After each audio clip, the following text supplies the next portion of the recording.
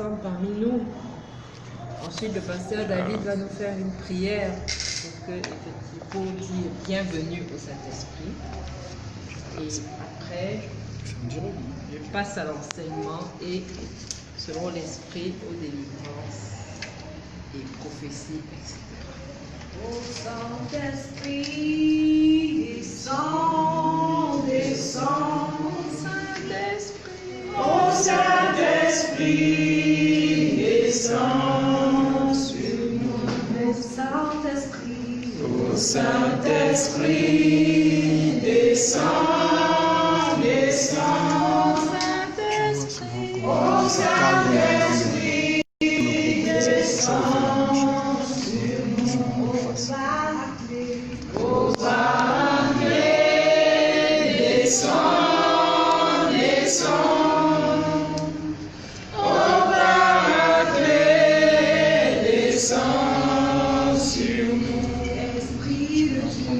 Esprit de Dieu, descends, descends.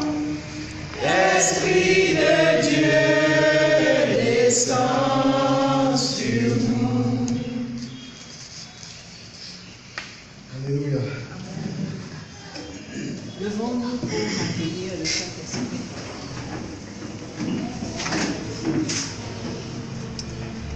Esprit Saint, Esprit de Dieu, nous te disons merci pour ta présence dans ce lieu.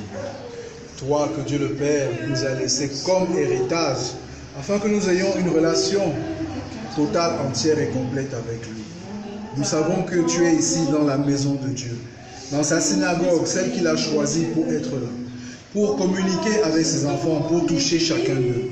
Nous te demandons, ô Esprit Saint, que tu viennes prendre le contrôle de cette maison et de tout ce qui s'y trouve. Que cet instant ne devienne plus ce que nous connaissons, nous les humains, mais qu'il devienne un instant de Dieu. Viens prendre le contrôle même de ce quartier, afin que la parole soit relâchée, non seulement dans cette maison, mais partout ici.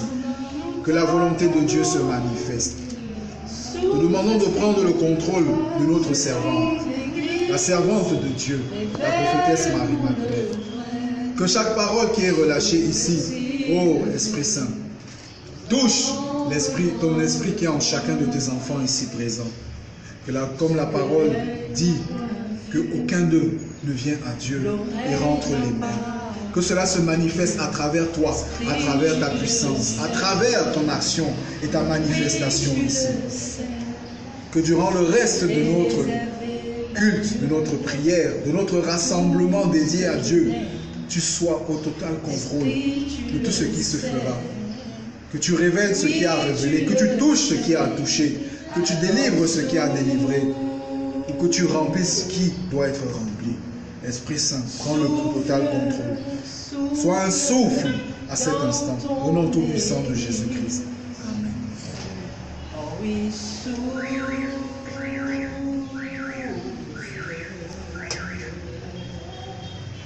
Fais-le des quatre vents. Esprit de Dieu, souffle, souffle des quatre vents. Nous t'attendons, nous avons besoin de toi. Rase ton Église, révèle-nous le vrai. Souffle, Esprit de Dieu, nous avons besoin de toi. Alors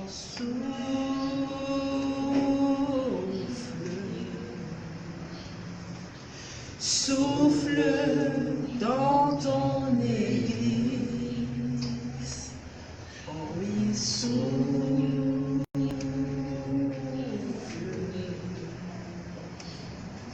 Fais-le des quatre vents.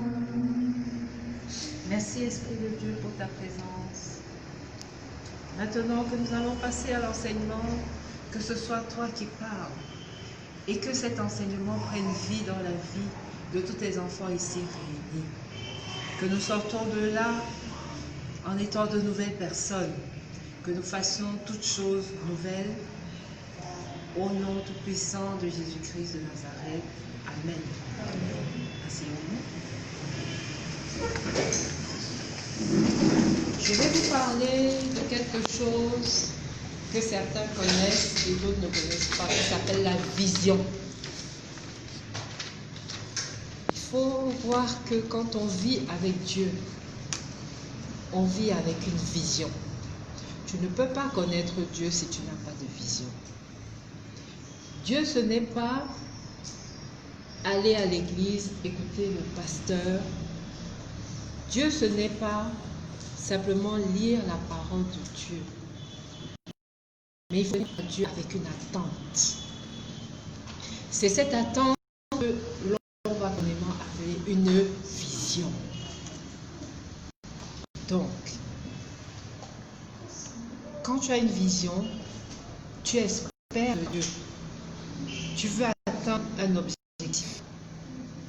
Alors, en retour, lui également te parle. Il envoie un message. Il s'exprime. Et il s'exprime souvent à travers une vision également. Tu vas avoir une représentation d'une image. Tu vas avoir une chose, un événement, une personne.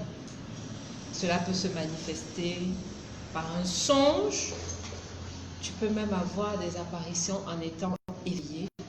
Même ton esprit, tes pensées t'emmènent vers une vision quand Dieu veut te parler.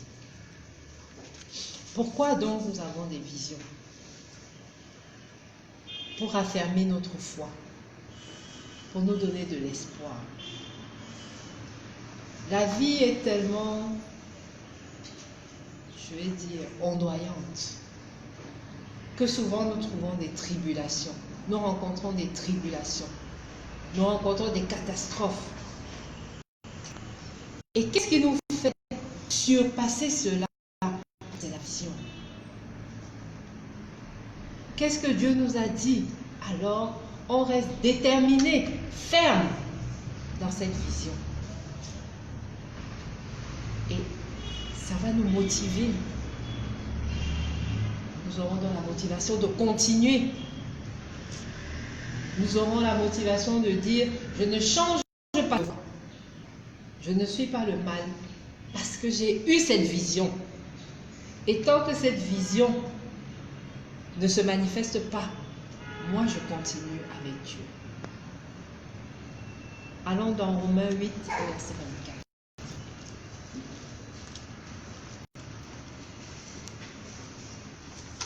Romains 8, verset 24.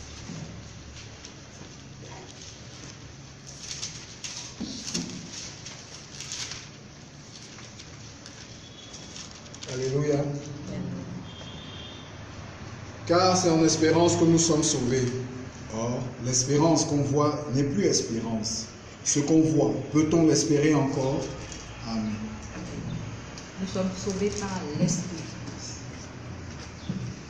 Un homme mort, c'est un homme qui n'a plus d'espoir. Parce qu'il n'y a que la mort qui peut enlever l'espoir. Tant que tu vis, tu as l'espoir de te marier, tu as l'espoir de voyager, tu as l'espoir de fonder une famille, tu as l'espoir, tu as des espoirs. Et c'est cet espoir qui te tient à la vie. Tu vis avec pour objectif de. Tu agis pour cela. L'espoir, ça peut être également ce qu'on appelle le plan de Dieu pour ta vie. Parce qu'un chrétien ne vit pas avec un espoir vain. Il existe des espoirs vains. C'est quoi les espoirs vains? Les espoirs qui émanent de nous-mêmes. Mais un espoir qui va se manifester vient de Dieu. Ce n'est pas pour rien que tu as souvent rêvé que tu étais chef d'entreprise. Ce n'est pas pour rien que tu as rêvé, tu t'es vu avec des enfants. Ce n'est pas pour rien que tu es arrivé dans un lieu de prière. Et le prophète t'a dit, tu seras, tu auras. Alors que peut-être même quand tu te regardes aujourd'hui, tu te demandes, mais où ça va passer? Comme une sœur nous a demandé, quel est le parrain que j'ai? Est-ce que j'ai fait des études pour? Mais ça ne vient pas de nulle part, ça vient de la bouche de Dieu. Parce que la Bible dit que Dieu ne fait rien sans en avertir d'abord ses prophètes. Avec Dieu, nous sommes capables de savoir quel est l'avenir de ce petit bébé. Et c'est sur ça que tu dois fonder ton espérance. Qu'est-ce que tu as entendu? Qu'est-ce que tu as vu? Parce que si tu commences à fonder ton espérance dans la convoitise, tu seras déçu. Parce que ça ne viendra pas de Dieu. La deuxième des choses, il confirme sa promesse. Tu es fatigué d'entendre, je vais construire une maison. Peut-être ça fait 10 ans que tu entends cela. Mais par une vision, Dieu confirme que cela va se faire. Donc, tu dois être déterminé quand tu entends la vision, qu'elle va se manifester. Rien ne doit te détourner de la vision. Même les tribulations de la vie, même la maladie, même si le docteur te dit, dans 2 secondes, tu vas mourir. Sois ferme dans ta vision. Pourquoi Abed-Négo, Meshach et Shadrach pouvaient dire au roi, non, nous ne louons pas les dieux. Parce qu'ils avaient la vision. Dieu leur avait déjà montré qui ils étaient, qu'est-ce qui serait, quel est l'avenir. Ils avaient cette vision. Alors ils pouvaient dire, même si on dit non, et qu'on nous jette dans une fosse, et on embrase le feu, alors rien ne nous arrivera. Parce que tant que la vision ne se manifeste pas, nous ne pouvons pas mourir.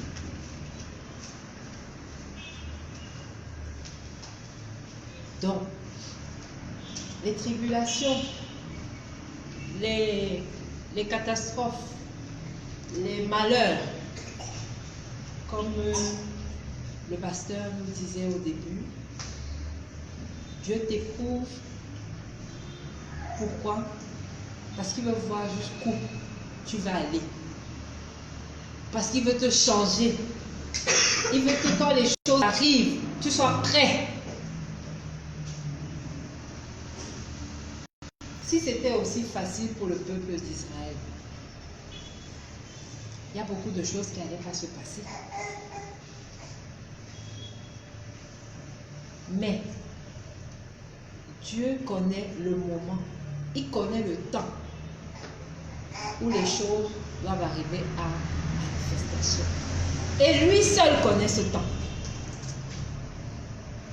C'est pour ça que même tes tribulations, prends-les aujourd'hui, dès aujourd'hui, prends-les comme des avantages. On l'a dit mercredi. Réjouis-toi dans la joie, dans le bonheur. Mais réfléchis au moment du malheur. Réfléchis à quoi? Qu'est-ce que Dieu veut me dire? Qu'est-ce qu'il attend de moi? Qu'est-ce que je dois changer? Comment devenir meilleur? Parce que si tu t'attaches à ce malheur, tu vas au péché. Et si tu vas au péché, tu vas à la mort. Tu rates le salut. Et le problème avec nous, c'est que nous paniquons, nous avons peur, nous doutons. Quand les choses commencent à ne plus marcher comme on veut.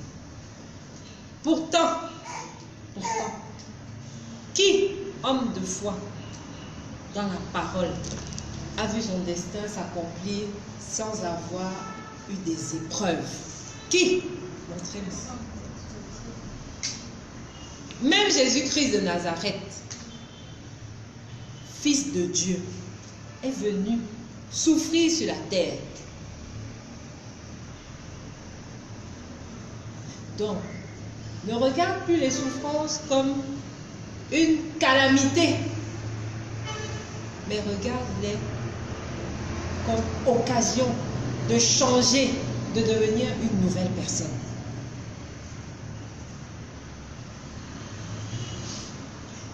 Également, Dieu veut nous guider par les visions. Acte 22, verset 11.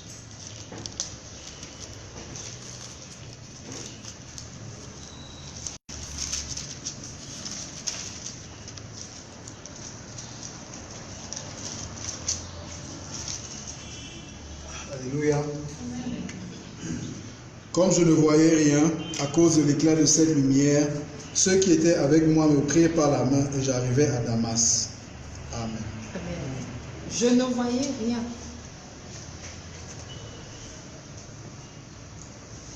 Mais le Seigneur t'ouvre les yeux.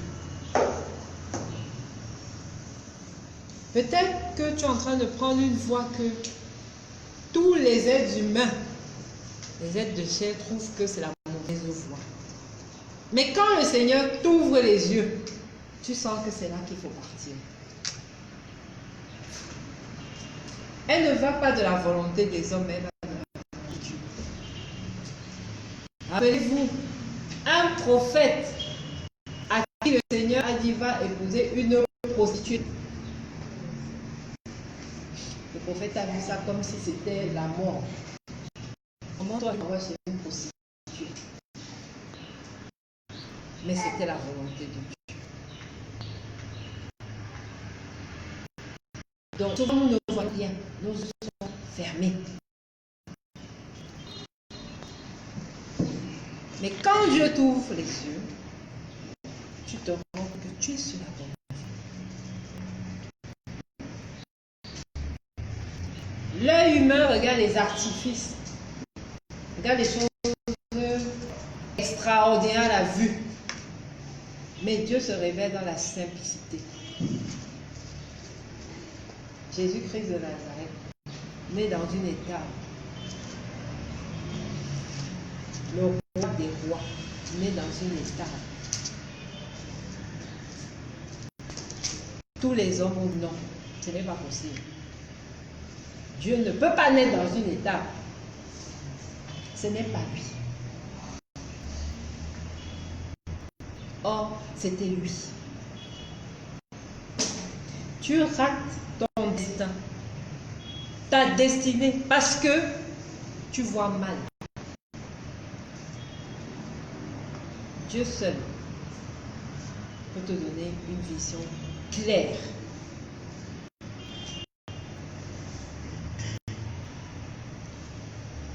Il te montre ton avenir. Ce qui va arriver. Allons dans Acte 10. Je vais lire parce que j'ai plusieurs versets. Je prends d'abord les versets 10 à 12.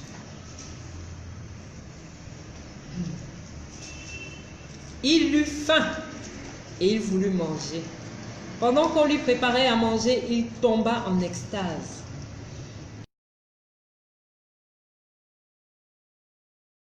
Attaché par les 4 coins qui descendaient, où se trouvaient tous les quadrupèdes et les reptiles de la terre et les oiseaux du ciel. Et une voix lui dit, lève-toi Pierre, tue et mange. Mais Pierre dit, non Seigneur, car je n'ai rien mangé de souillé ni d'impur. Et pour la seconde fois, la voix se fit encore entendre à lui, ce que Dieu a déclaré pur, ne le regarde pas souillé. On va dans Acte 10, verset 28. On lit. Vous savez, leur dit-il, qu'il est défendu à un juif de se lier avec un étranger ou d'entrer chez lui. Mais Dieu m'a permis de ne regarder aucun homme comme souillé et impur. Quand il a eu la vision, il s'est dit que ça ne pouvait pas venir de Dieu. Pourquoi? Parce qu'il y avait des reptiles, des quadrupèdes, mangent. Non, moi je sais que je sais un Dieu qui n'aime pas quand je mange des choses impures. Et Dieu lui dit, mange. Ce que j'ai déclaré pur, toi tu ne peux pas le déclarer impur. Il essaie encore de réfléchir, mais qu'est-ce que ça veut dire que des hommes sont arrivés, des étrangers? Suis-nous. Quand Dieu lui disait mange, c'était ces hommes vont arriver, tu dois les suivre. Même si toi tu es juif, eux ils sont étrangers. Suis-les. Et quand il est arrivé devant Corneille, il s'est rendu compte que effectivement c'est Dieu qui parlait.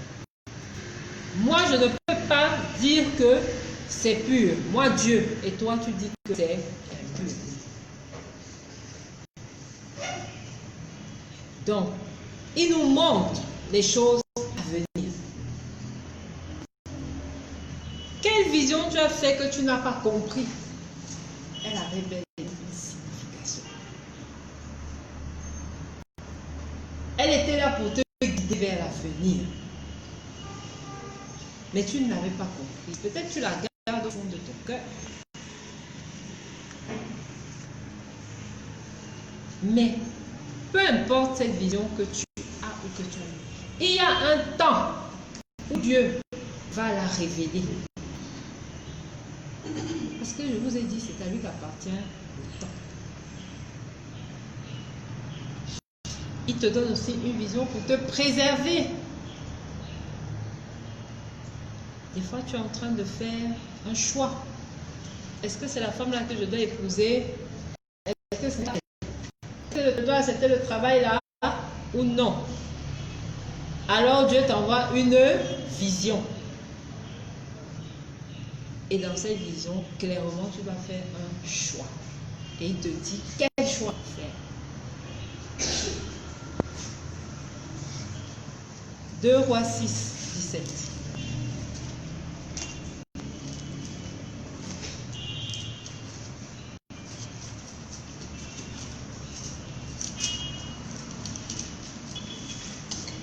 Alléluia.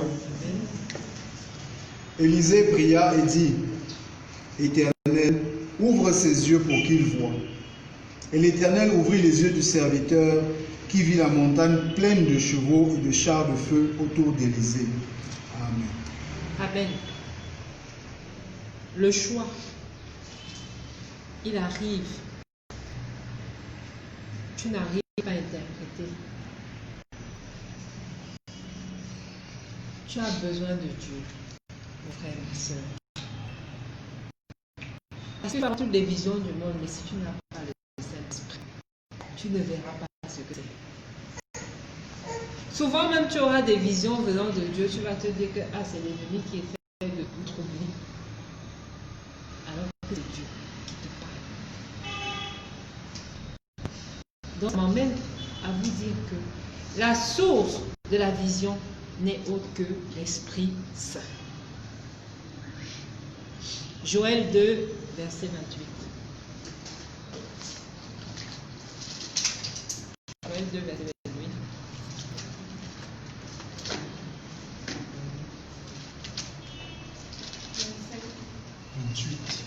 Joël 2, verset 28. Je lis au nom de l'Éternel. Après cela, je reprendrai mon esprit toute chair, de toute chair. Vos fils et vos filles prophétiseront, vos vieillards auront songe, et vos jeunes en vision. Amen. Amen. Je répandrai mon esprit sur toute chair. Et vos jeunes auront des visions. Sache que même ton enfant peut avoir une vision te concernant. Moi, j'ai eu ma petite fille qui est ici. Elle a eu une vision concernant un jour. J'avais pris ça comme des amusements. Où je me disais, mais comment ça se fait qu'à son âge, elle peut savoir ce genre de vision? À 9 ans, elle avait une vision de conscience.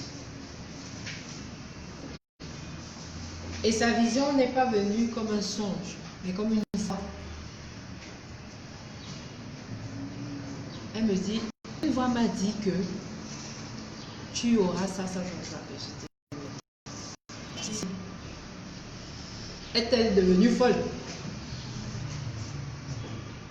Jusqu'à ce que je vois avec mes yeux ce qu'elle me disait. Et j'avais compris que c'est l'Éternel qui parlait. Ne minimise personne autour de toi. Dieu parle, mais il peut te parler par n'importe qui, comme il veut. Tu choisis. Oh, tel à côté de moi, tel en tête. Sache que tu es en train de chasser ta vision. Parce que quelqu'un que tu n'as pas choisi aura quelque chose à te dire, mais comme tu l'as chassé, il partira avec. Et tu resteras dans l'angoisse. Écoute tout le monde. Ne minimise personne. Dieu parle. Voici 12 apôtres qui avaient été choisis du temps de Jésus. Mais voici un qui a été choisi après Jésus. J'ai nommé Paul. Mais qui a été l'un des plus grands. Et quand il venait, qu'est-ce que Pierre ne lui disait pas? Nous étions là en premier. Qu'est-ce que tu viens nous dire? Mais Pierre ne savait pas qu'il avait à apprendre même de Paul.